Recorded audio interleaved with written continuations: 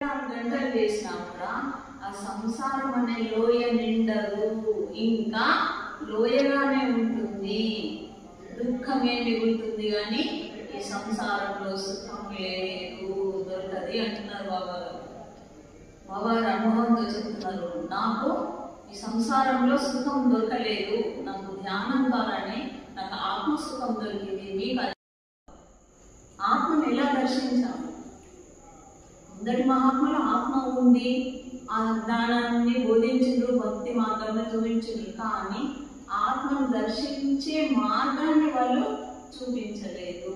కానీ బాబా గారు మాత్రము తన దర్శనంతో, తన శబ్దవాలు మతాలు జాబు ఈ శరీరం నాశవంతము, ఈ శరీరం అయినా కానీ ఆత్మ శాశ్వతం.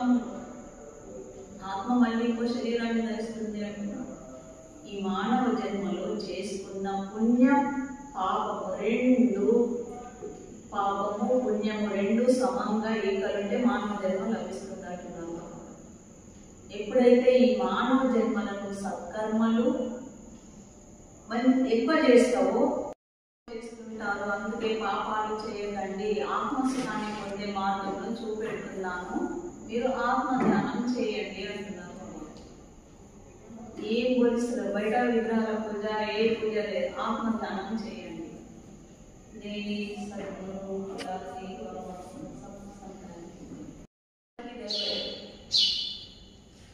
బాబారి అనుభవసారం మీకు జ్ఞాన రూపంలో